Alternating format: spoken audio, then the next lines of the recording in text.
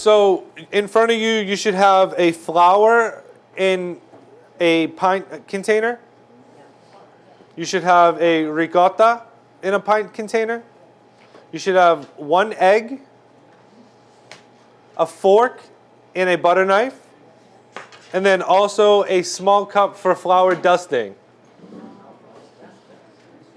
Does everyone have everything that I just said? We're going to start with our little dusting container, and we're going to dust. It's going to get a little messy. You know, you're going to get flour on the floor, on the table. It's okay. You'll dust the table, your work surface.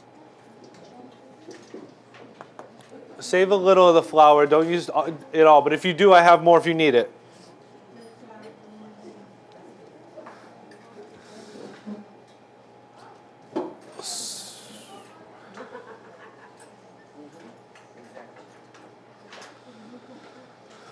So this particular dough is a no-knead dough. So you don't have to work it. You don't have to really get in there and knead it. It's going to come together on its own gently.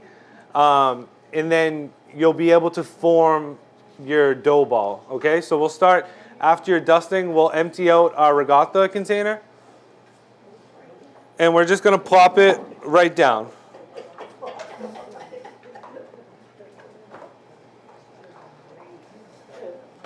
You'll take your fork at this point, and you're going to make a little bit of a well. You're going to flatten it out, flatten the ricotta out on the dusted surface. It doesn't have to be perfect.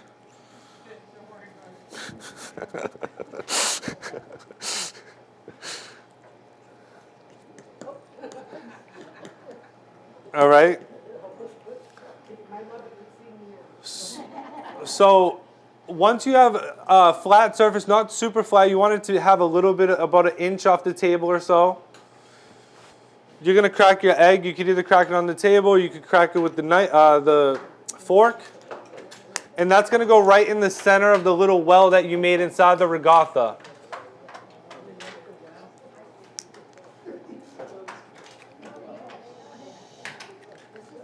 And then you could put the eggshell back into the container where the ricotta was. I have extra eggs if anything happens, if you get egg.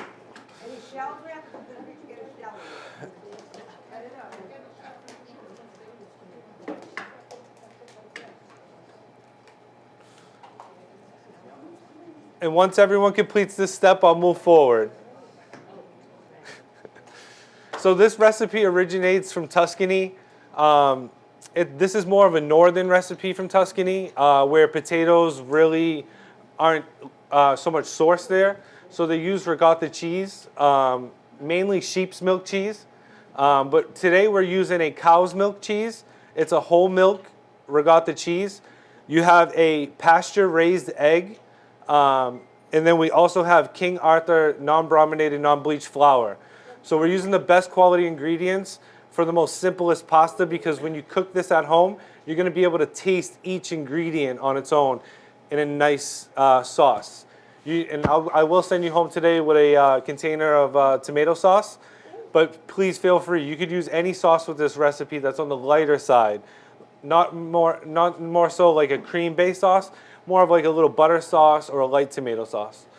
So at this point, we're going to whisk in our egg, and we're going to slowly incorporate the flour. Slowly incorporate the ricotta.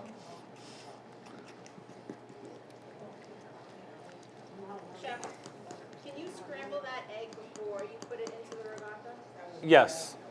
If you wanted to? Yes.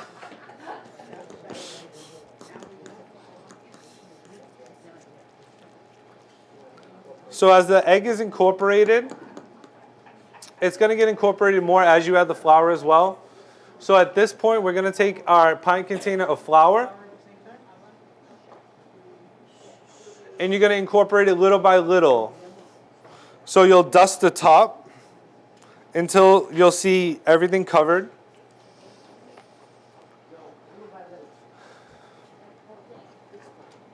Take your time, no rush. If you have any questions as you go along, Anna will help me explain. So you're going to incorporate it little by little. So as you dust, at this point, we're going to start mixing the flour in. So you want it, the less work you use to incorporate the flour, the better the texture of the gnocchi will become after cooking process. So this is going to be a very light, fluffy gnocchi, a little less dense than your traditional potato gnocchi. Yeah, I like it that you're doing it with the ricotta, all of that flour. So is that why you're not using your hands? Yeah, so you could use your hands too at home if you have a mixing bowl. I just think it would be a little less messy to incorporate it with the fork. But feel free to get your hands in there. If you will get your hands in there towards the end, though. Chef, we use this whole container of flour? Yeah, so we're going to keep going. We'll keep dusting.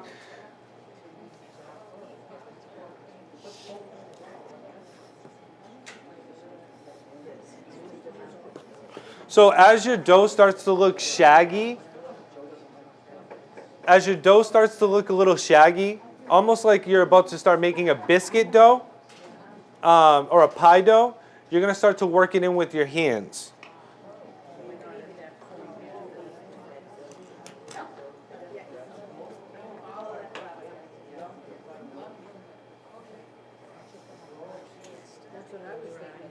Yeah, we're still working on Yeah.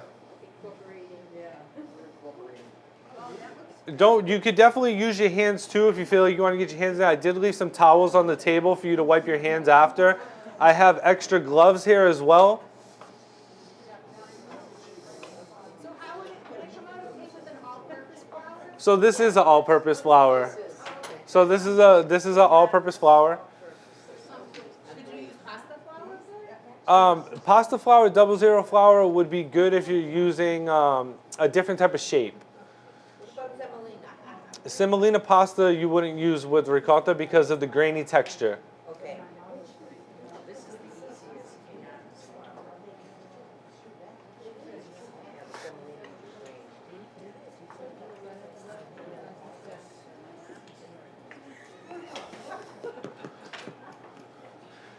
So you want the dough to be soft, very light. Where you push on it, you'll make an indent. The dough shouldn't bounce back at all.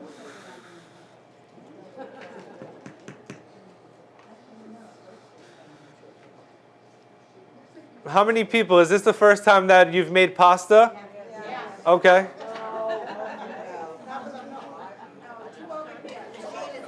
So this is a lot easier. This is a great introduction to making other pasta shapes as well. How long have you been making pasta, Chef? I've been making pasta for about 9 years now. 9 years. So did you learn at home, or did you learn in the business when you started as a trainer? I've learned at home from watching my mother and my grandmother make pasta, and then on my journeys in this culinary journey, I learned how to make pasta at the restaurants. 2016, I worked with Chef Barbara Lynch at Number 9 Park, and my job there was solely just to make all the pasta when I started. So Where was that? Where did you make pasta again? Say that again. So I originally started making pasta at Number 9 Park, at 9 Park Street, right where the State House is in Boston. One of the best pasta places. So good. So it takes a touch. Yeah, it takes a touch, but also this is homemade pasta. It's supposed to be homemade, and you're supposed to get that feel for it. You're supposed to have fun.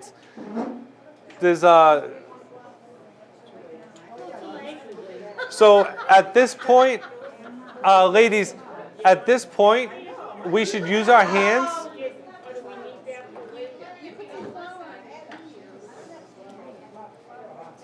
So, ladies, at this point, now that we incorporated some of the flour, or all, you could now start to get your hands in there, and you're slowly, gently pressing the dough to absorb the flour that's on your work surface.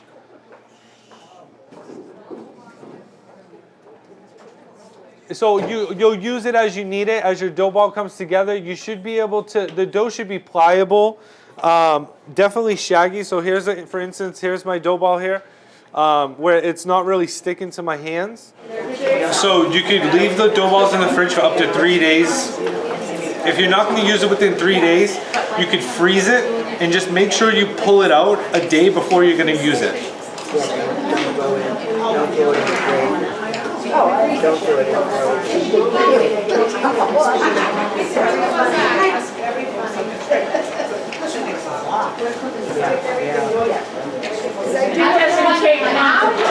No, so during the cooking process, when you are home to cook this, you're going to bring a pot of water to not a full boil, rolling boil. You're going to bring a pot of water to where it's just starting to boil. At that point, you'll add salt. Now, people say when you're cooking pasta, make it salty like the ocean. No. That's actually not true. You want to make it salty as if you're seasoning a soup. Yeah. So if you make it salty as you're seasoning a soup, when your pasta comes out, it's going to have that perfect amount of salt to complement the sauce that you had made with it. Less is more with salt for pasta too, because you're going to be adding the cheese, you know, and you'll be adding a few other things, a little cracked pepper, so you want it to blend in nicely. Then you just put it in until it rises to the top? The dough will not rise. No, I said you put the pasta in until the pasta rises. Yeah, so when you cook the pasta, it's only going to take about one to 2 minutes, depending. If you have a more denser dough ball, it might take around 3 minutes, but once it floats, you'll scoop it off, and then you'll add it to your pasta sauce of your choice. Yeah, making them like a little cushion is nice. You can make it like a little capitelli too, by pressing your thumb and gently pushing against your work surface away from you.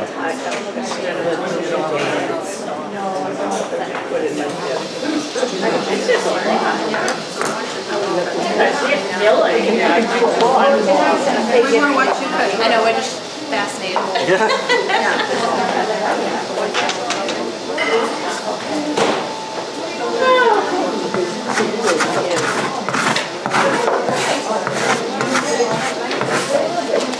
So there's really no need to like throw the water So I'm going to be cutting mine. When my gnocchi cooks, you're going to see it's definitely going to be smaller. That's just to stretch it so everyone can get a taste.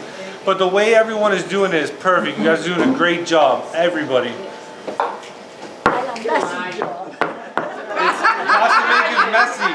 That's it. It's about getting your hands in there, feeling the ingredients, touching the dough, seeing what works. This is the most old school method of cooking, of making pasta that you can do.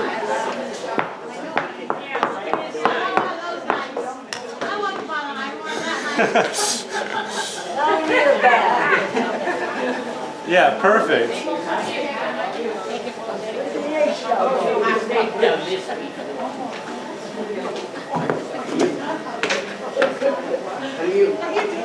Good, how you doing?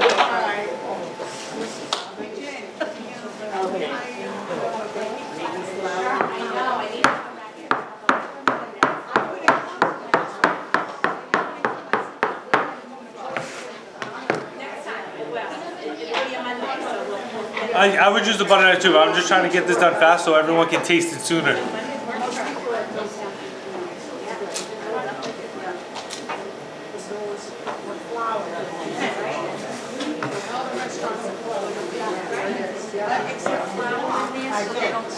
Lorraine was holy coffee. She said, do we have to send this letter to the representative? I said, no. I said, the senior center, the letter that he composed. No.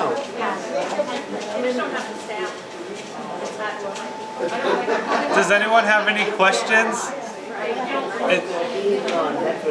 If your logs are a little too thick, you could try cutting them in half and re-rolling it out to a thinner log. No, what he did is he had, the thing that you make the counter with when you're making it like that,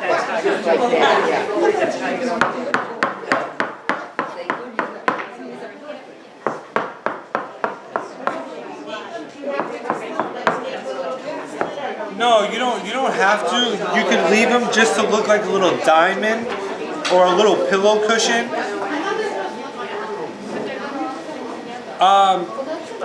So the different shapes depend on how you like. Like a lot of when I grew up, they always my grandmother would have the fork on the back of the fork, and she would roll the gnocchi off to create the grooves. On this pasta dough recipe with the ricotta gnocchi, it's a little bit more wet than your traditional pasta dough, so it might not work as perfectly. So with a less hydrated dough, which has more flour, if we had more flour incorporated into this dough, you'd be able to get a nice shape, like your orchetti, your cavatelli, shapes like that.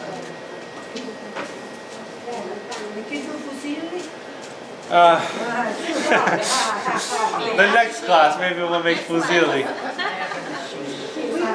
They had a bread machine, pasta machine. I gave them all away.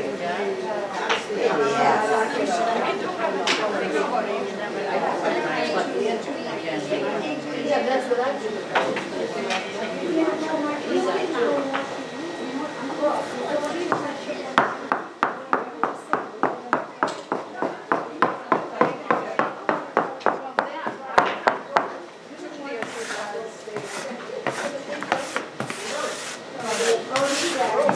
Smells good. It's lovely. Yeah, so just garlic, onion, basil, San Marzano tomatoes is the key.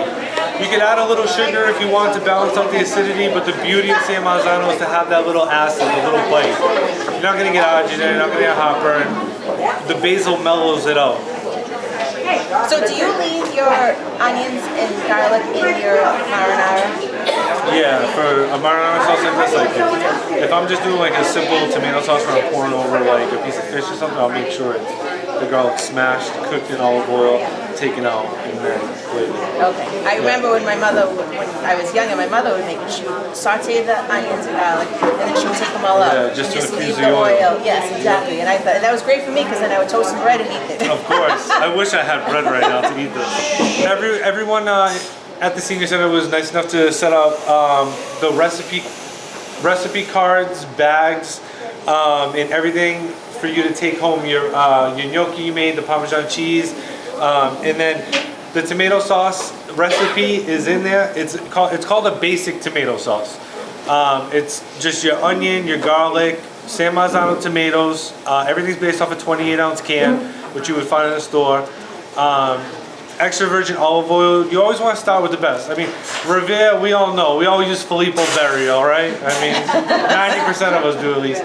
But if you can find a better olive oil than that, probably like a Tuscan olive oil is going to have a little grassier notes, a little bit of peppercorn notes to it.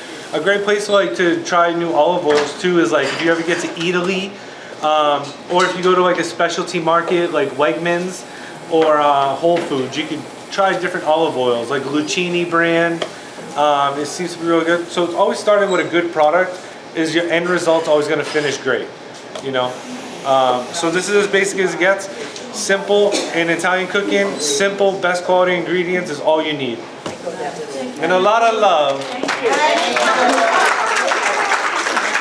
Thank you so much, everyone. My name's Anthony Pio. I'm the chef at Murray's Tavern in Revere. Please check us out at 118 Broadway, right where the old speakeasy used to be, across the street from the 7-Eleven. Thank you so much.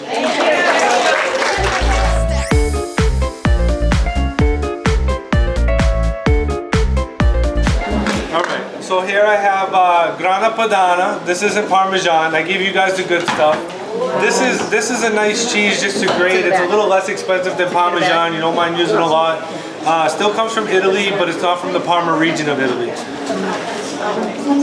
then I got some beautiful basil. It's got a little brown in the container, but it's all right. These are all stuck together. All right, so I'm gonna put the cheese on and then I'll plate, okay? Just to speed things up. So this is a micro plate. You get these at TJ Maxx for like $6. Basil. Yeah, and then the fresh basil we're just gonna rip.